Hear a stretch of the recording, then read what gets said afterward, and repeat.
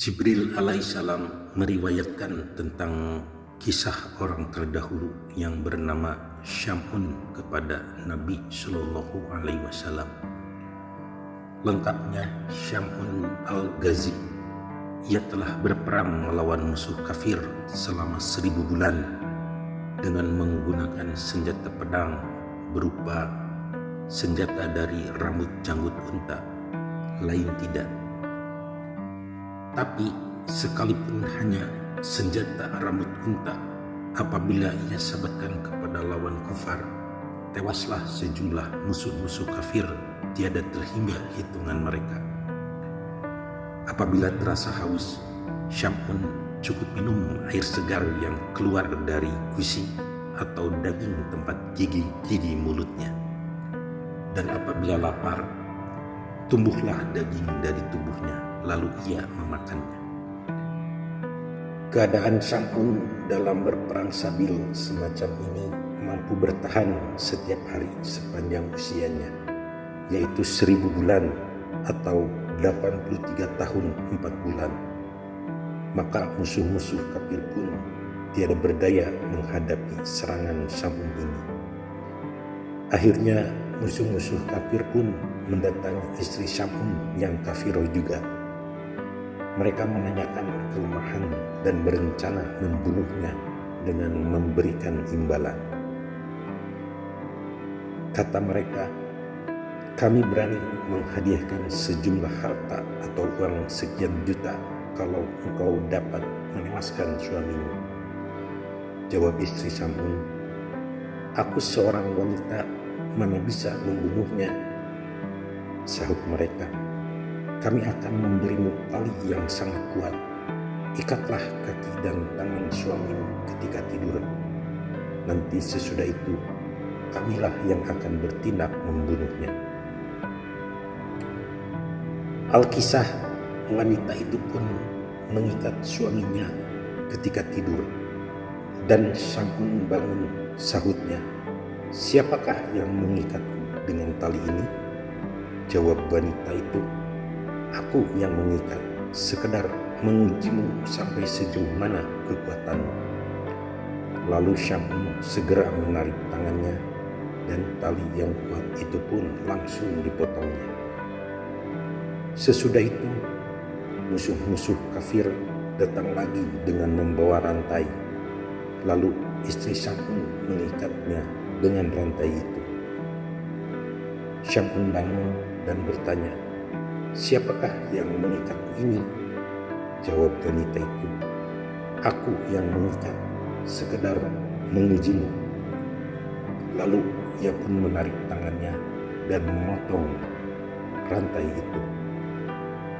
Selalu istrinya melakukan seperti itu dan selalu gagal.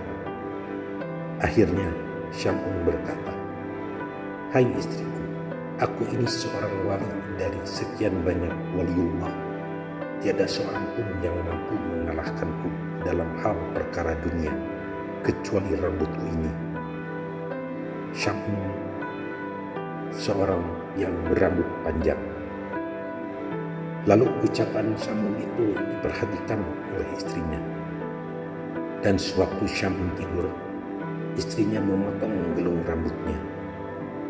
Ia tetap dalam tidurnya. Sejumlah 8 potong rambut Syam'un itu panjangnya sampai ke bumi. Dan mulailah istrinya mengikat kedua tangan Syam'un dengan 4 gelung rambutnya. Dan 4 gelung rambut lainnya diikatkan pada kedua kakinya. Ia tetap dalam tidurnya. Setelah bangun, Syam'un bertanya lagi, siapakah yang mengikatku ini? Jawab wanita itu, aku, untuk mengujimu. Lalu Syam'un menarik sekuatnya, tapi tidak berdaya memotongnya. Dan wanita itu pun segera memberitahu musuh-musuh kafirnya. Mereka datang dan membawa Syam'un ke tempat pembantaian.